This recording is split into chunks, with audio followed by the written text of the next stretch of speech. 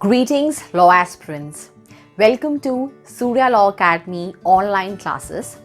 Legal aptitude का जो subject है इंडियन कॉन्स्टिट्यूशन, वो मैं आपके साथ डील कर रही हूँ एंड हम लोग फंडामेंटल राइट्स को इलैबोरेटली पढ़ रहे थे। तो आज का लेक्चर भी होने वाला है फंडामेंटल राइट्स के बारे में। Article 21 of the Indian constitution. Article 21 एक ऐसी फंडामेंटल राइट है जो सबसे ज़्यादा इम्पोर्टेंट कंसिडर करी गई है। ये राइट क्या है, इसे आज हम पढ़ लेते हैं। सो बेसिकली आर्टिकल 21 में लिखा गया है that no person can be deprived of his life and personal liberty except according to the procedure established by law. और जैसा कि आप देख रहे होंगे, मैंने कुछ डब्बे बनाए हुए हैं।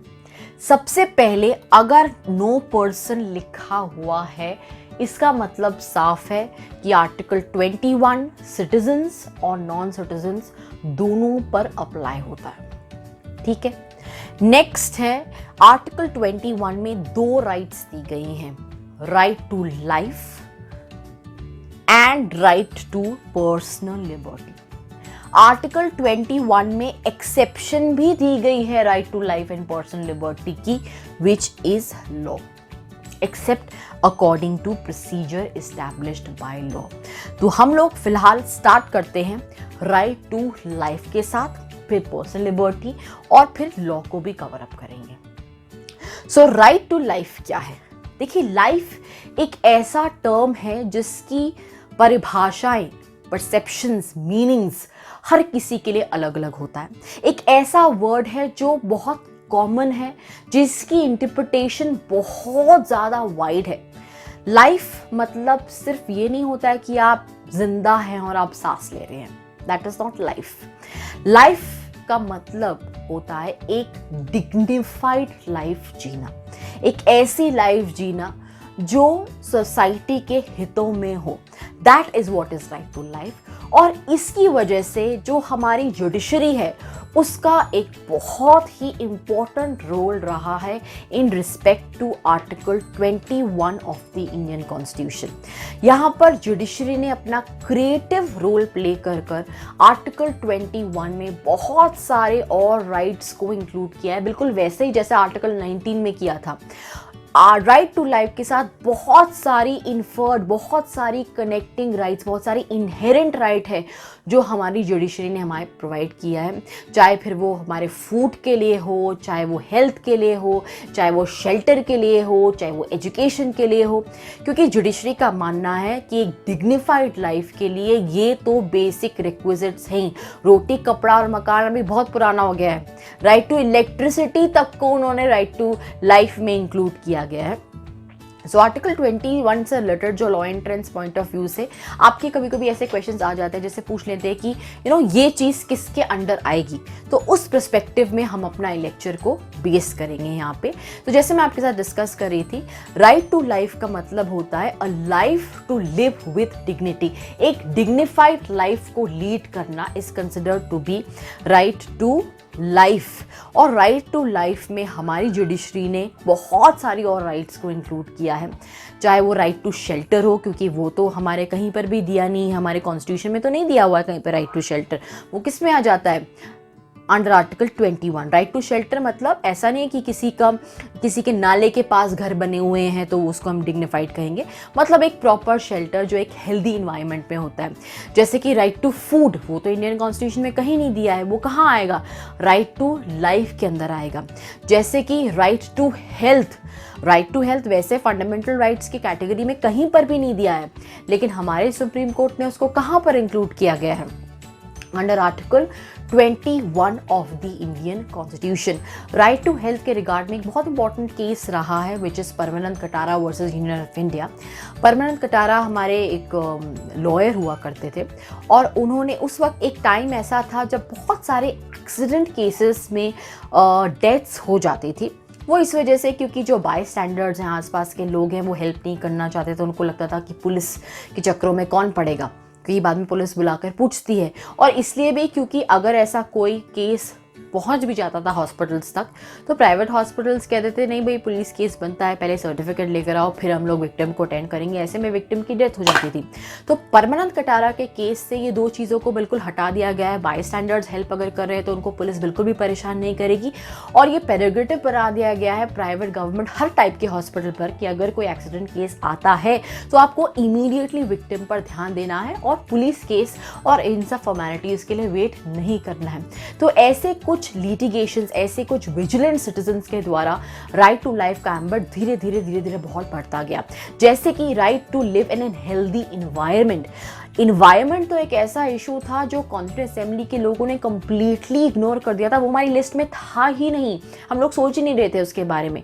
बाद में जुडिशरी ने right to environment, right to live in an healthy environment को इंट्रोड्यूस किया under article 21 of the Indian constitution. In fact हमारे डायरेक्टिव प्रिंसिपल भी नहीं था, बाद में 42nd अमेंडमेंट आई थी, वो भी 1976 में आई है।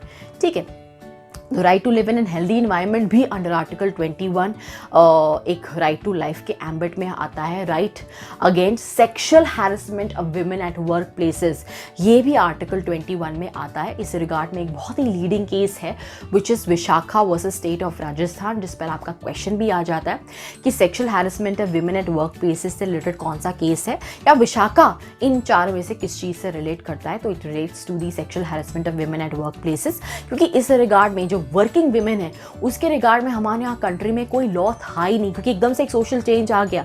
पहले महिलाएं घर के बाहर निकलकर ज़्यादा काम नहीं करती थी, लेकिन अब 90% जो विमेन हैं दे आर वर्किंग, वो अपने घर के बाहर जाकर काम कर रही हैं। जब एक लड़की या एक औरत जब घर के बाहर जाकर काम करती है तो बहुत सारे और इश्यूज उनके साथ अराइज हो जाते हैं। उस रिगार्ड में हमारे कंट्री में कोई केस था ही नहीं, तो वो कहाँ इंक्लूड किया हमारी सुप्रीम कोर्ट ने तब तक 21 में। हमारे यहाँ जो लेजिस्लेशन आया वो तो 2013 में आई है, 2013। उससे पहले इसकी इंटरप्रिटेशन कहाँ थी? 21 में थी कि एक हेल्दी इन्वायरमेंट हमारी विमेंस को मिलना चाहिए उनकी वर्क प्लेसेस में, और अगर उनके साथ कुछ ऐसा अब्यूज़ हो जाता है तो किस किस्म की प्रोटेक्शंस उनको प्रोवाइड करी जाएंगी। इसके अलावा right against honour killing. Honour killing एक ऐसा कॉन्सेप्ट है, again Surjeet versus union of India. इस केस में क्या होता है कि जो इंटरकास्ट मैरिजेस होती है वहाँ पर जो फैमिलीज़ हैं वो अपने ही बच्चों को खुद मार देती है इन दी ऑनर ऑफ देयर फैमिली, कि इन्होंने बच्चों ने ऐसा बहुत गलत किया है। तो वो भी एक राइट है जो प्रोटेक्टेड है under article 21 of the Indian constitution. तो बहुत सारी ऐसी राइट्स हैं जो राइट टू लाइफ के एम्बेट में अभी धीरे धीरे इंक्लूड कर दी गई हैं। And also right to privacy, लेकिन राइट टू प्रिवेसी को हम लोग पर्सनल लिबर्टी के एस्पेक्ट में ज़्यादा पढ़ेंगे, not right to life. Personal liberty भी हम लोग पढ़ते हैं। तो आप लोगों को भी समझ में आ गया होगा कि राइट टू लाइफ में कितनी सारी राइट्स हमारे सुप्रीम कोर्ट ने इंक्लूड करी गई है। आप जितनी मैक्सिमम पढ़ सकते हैं उतना ज़्यादा अच्छा होगा। लेकिन जब हम राइट टू लाइफ पढ़ते हैं तो एक बहुत इंपॉर्टेंट क्वेश्चन अराइज होता है। वो इंपॉर्टेंट क्वेश्चन ये है कि जब हम ये कहते हैं कि हमारे पास जीने का अधिकार है, तो weather the right to life includes the right to die। क्या जीने में मरने का भी अधिकार इंक्लूडेड है? तो इस पर्सपेक्टिव में हमारे यहाँ अलग अलग वेरिएशंस रही हैं। अगर हम लोग स्टार्ट करें, ज्ञान Kaur versus state of Punjab, Rathi नाम का एक केस आया था। लेकिन प्रेजेंट लॉ क्या कहता है? प्रेजेंट लॉ के अकॉर्डिंग हमारे यहाँ एक लीडिंग केस है, law entrance point of view से बहुत इंपॉर्टेंट है, आपको पता होना चाहिए। So basically this case is about Aruna Shanbaug. Aruna Shanbaug versus union of India का केस जो रिलेट करता है यूथनेशिया से। यूथनेशिया मतलब होता है मर्सी किलिंग। वो लोग जो स्टेट को खुद आकर कहते हैं कि हम जीना नहीं चाहते हैं, हमें मार दिया जाए, दैट इज मर्सी किलिंग। कुछ केसेस में कुछ लोग मर्सी किलिंग की डिमांड करते हैं। तो ऐसे जो केसेस आते हैं उसके लिए हमारी गवर्नमेंट क्या करे, स्टेट क्या करे? इस रिस्पेक्ट में हमारे यहाँ जो लॉ ले डाउन किया है वो ले डाउन किया है हमारे सुप्रीम कोर्ट ने अरुणा शानबाग के केस में। Aruna Shanbaug versus union of India का जो केस था, यहाँ पर सुप्रीम कोर्ट ने बेसिकली यूथनेशिया को दो कैटेगरीज में डिवाइड किया। ये क्वेश्चन है जो लॉ एंट्रेंस में आया भी हुआ है। दो कैटेगरीज मतलब active euthanasia and passive euthanasia. active euthanasia under any circumstances in India is not permissible. हम इसको नहीं मानते हैं. Active euthanasia मतलब purposely, intentionally किसी को मार देना. That is not allowed in our country. लेकिन passive euthanasia कुछ conditions में allow किया जा सकता है. अभी क्वेश्चन अराइज होता है that what is passive euthanasia. Passive euthanasia का मतलब होता है जब आप किसी जो कोई लाइफ सपोर्ट सिस्टम में अगर है, ठीक है, और वो सपोज कुछ मेडिकेशन ले रहा है, उसको कुछ फैसिलिटीज मिल रही हैं, उसको विड्रॉ कर लेना, जिससे कि अगर वो उसके बेसिस पर चल रहा था तो वो कोलैप्स कर जाए.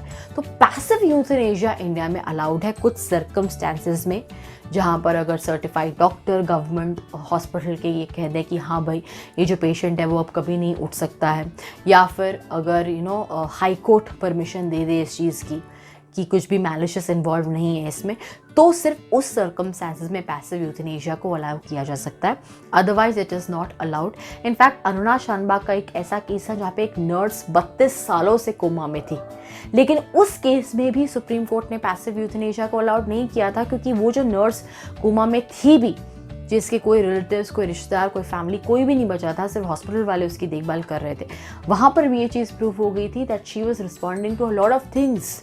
इसलिए सुप्रीम कोर्ट ने पैसिव यूथनेशिया को अलाउ नहीं किया, और बाद में she died of a natural death out of jaundice, ठीक है, after being for 37 years in coma उनकी डेथ हो गई थी.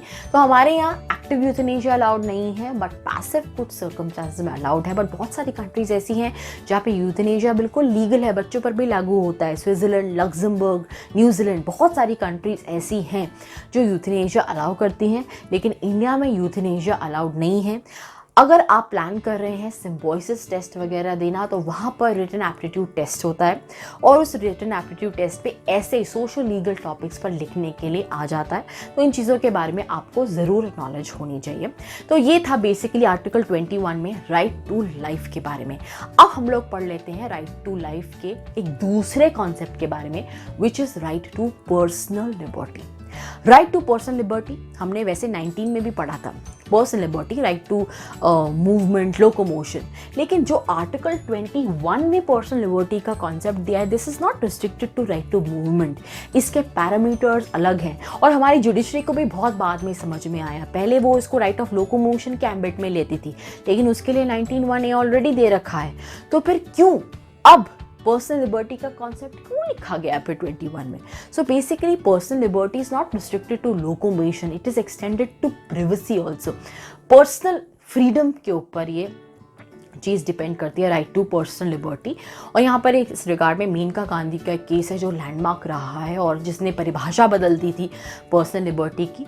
बेसिकली एक क्वेश्चन आ जाता है लॉ एंट्रेंस में आपका भी, that right to fly abroad कौन से आर्टिकल में आती है? तो right to fly abroad is under article 21 of the Indian constitution, inserted and given to us by the Honorable Supreme Court through the Maneka Gandhi case, जहाँ पर वो ट्रैवल कर रही थी और बिना किसी रीज़न के लिए उनको रोक दिया गया, उनके पासपोर्ट को ले लिया, सीज कर दिया, उनके फ्लाइट भी मिस हो गई. तब जब कोर्ट में केस गया तो कोर्ट ने इसको इंटरप्रेट किया कि पर्सनल लिबर्टी की जब हम बात करते हैं ना, तो इसमें राइट टू प्रिवेसी का एंगल भी आता है. और अभी रिसेंटली राइट टू प्रिवेसी हमारे सुप्रीम कोर्ट ने फंडामेंटल राइट्स के एम्बिट में डाली है under article 21 of the Indian constitution.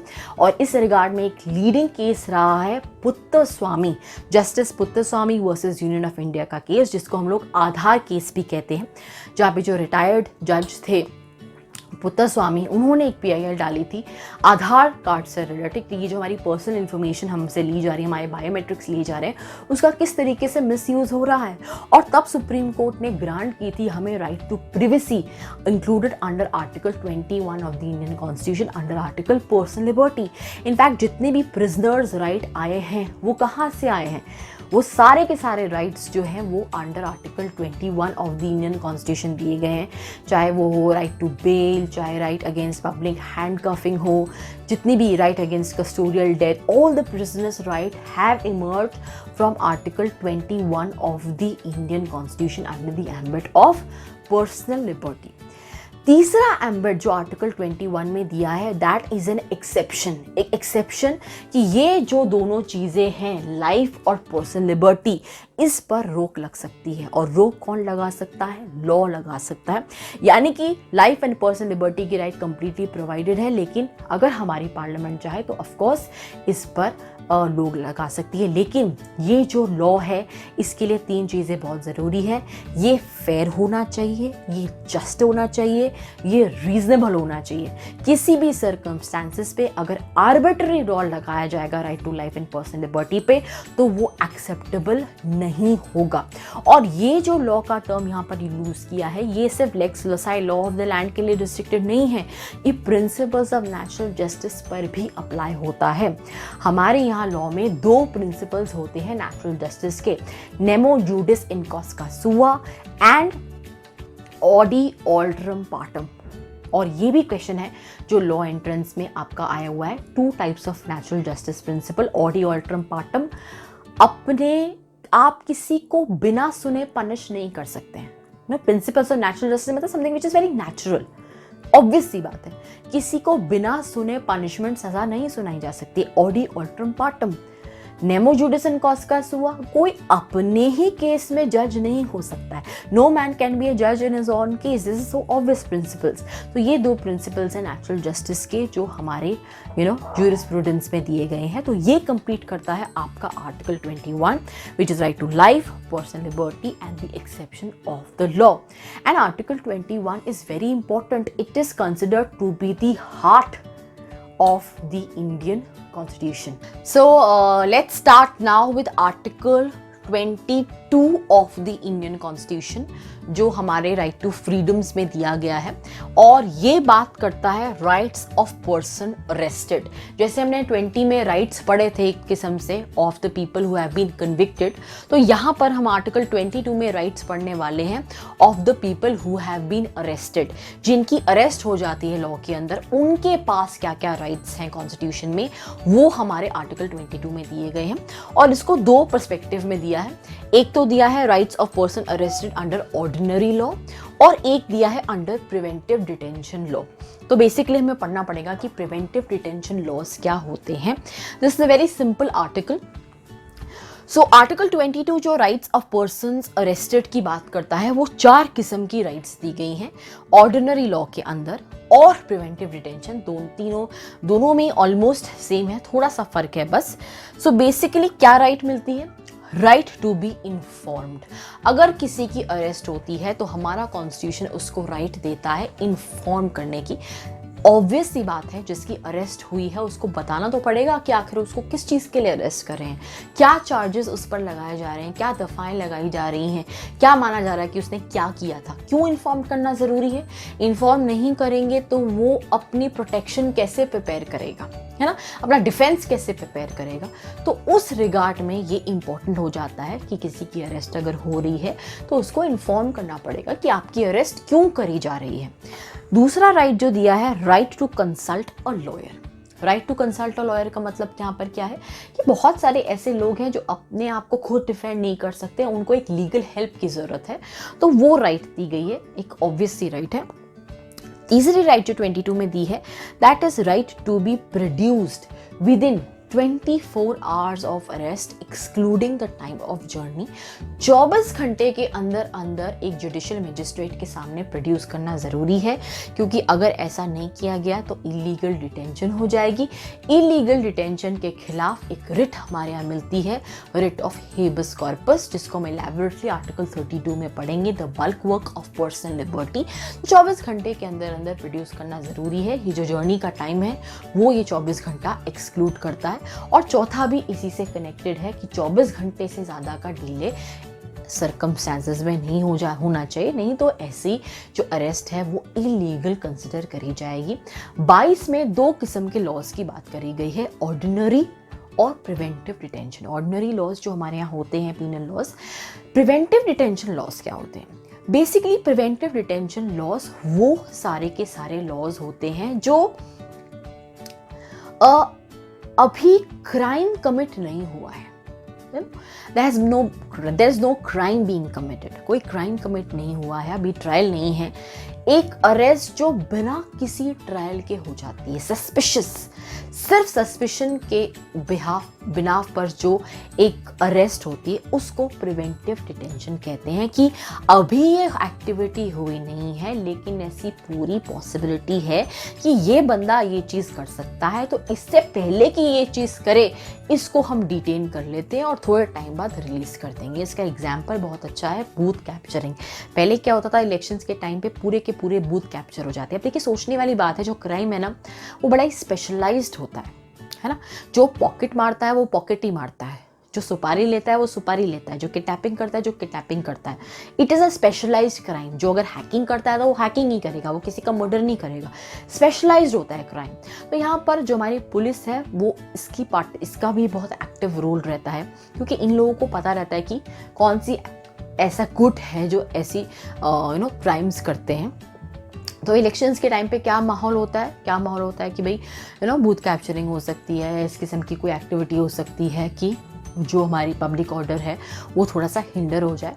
तो इसलिए पुलिस क्या करती है, इससे पहले कि ये ग्रुप एक्टिव हो और ऐसी कोई चीज़ करे उसको उठा लेती है और जेल में डाल देती है, और जैसे इलेक्शंस ओवर हो जाते हैं उसको रिलीज कर देती है। यानी कि अभी क्राइम उन्होंने किया नहीं था लेकिन पहले ही उस चीज़ को प्रिवेंट कर लिया। तो it is known as preventive detention, कि क्राइम होने से पहले ही उसको प्रिवेंट कर लिया जाता है सस्पेशन के तौर पर। वहाँ पर भी सेम राइट्स मिलती है, राइट टू इन्फॉर्म है, right to consult a lawyer है। लेकिन 24 घंटे के बजाय प्रोड्यूस में क्या है कि वो एक्सटेंडेड टाइम है 3 महीने का, कि 3 महीने से ज़्यादा आप किसी को प्रिवेंटिव डिटेंशन लॉज के तहत रोक नहीं, अरेस्ट मतलब कस्टडी में नहीं डाल सकते हैं। एंड ये जो 3 महीने का टाइम था ये तो बल्कि अभी 2 महीने भी कर दिया है 44th अमेंडमेंट से। सो ये जो बेसिक राइट है, राइट्स ऑफ पीपल अरेस्टेड, वो हमारे आर्टिकल 22 में दी गई है। अब हमें नेक्स्ट अपनी तीसरी राइट से स्टार्ट करना है, which is right against exploitation. और ये जो एक्सप्लॉयटेशन की राइट है ये हमारे आर्टिकल 23 और 24 में दी गई है। तब तक आप लोग प्लीज़ रिवाइज करते रहिए। हमारी 2 राइट्स कंप्लीट हो गई हैं। Right to equality 14, 15, 16, 17, 18। फिर freedoms 19, 20, 21, 22. Now we will start with our third right, which is right against exploitation given in Article 23 and 24. बहुत ही ज़्यादा सिंपल है। नेक्स्ट लेक्चर में इसको स्टडी करेंगे। तब तक आप लोग प्लीज़ कनेक्टेड रहिए सूर्य लॉ अकेडमी के साथ, because here you come with a dream and leave with a reality. Thank you so much.